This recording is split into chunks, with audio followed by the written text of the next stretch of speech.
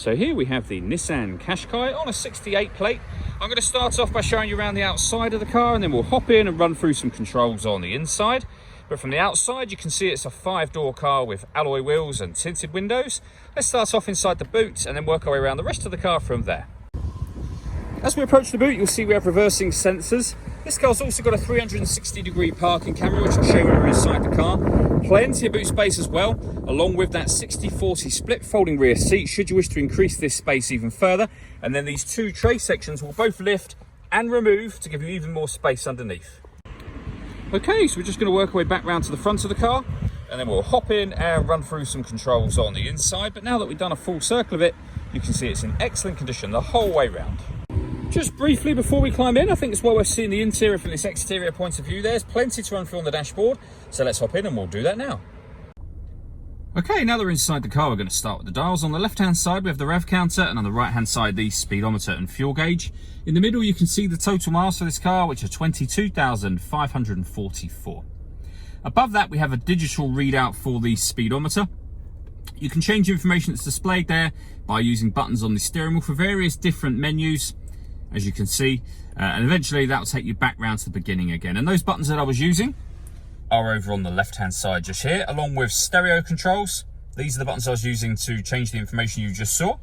And over on the right hand side, we have cruise control, speed limiter, and then phone controls just here. The phone controls can only be used after such time as you pair the phone up, which is done over on the touchscreen in the center. Hit the phone icon, and then you'd hit connect and follow instructions on screen from there. When it comes to radio in this car, we have DAB, FM, and AM. And then back round to the beginning. If you want to listen to your own music, you can do that via the CD player, the auxiliary input, the USB input, and you can stream your music wirelessly via Bluetooth audio as well. If I pop the car into reverse, you'll see that we've got a reversing camera and a bird's eye view image on the left-hand side of exactly where the car is parked right now. And that camera goes a couple of steps beyond that. If you press the camera button, you get a front-facing camera and the bird's eye view, or the front-facing camera and the front passenger side wheel.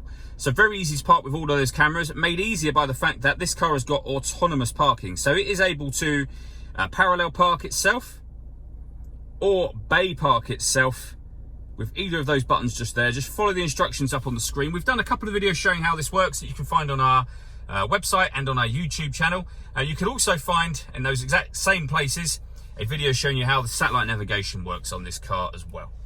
Working our way down, we have dual zone climate control, so you can adjust the passenger temperature and the driver temperature independently of one another. You can increase and decrease the fan speed. You can determine where you'd like the air to be distributed once it enters the vehicle. This button turns the air conditioning on and will turn it off again as well, or hit auto and the car will take control of the fan speed and the direction of the air to maintain the temperatures you've asked for.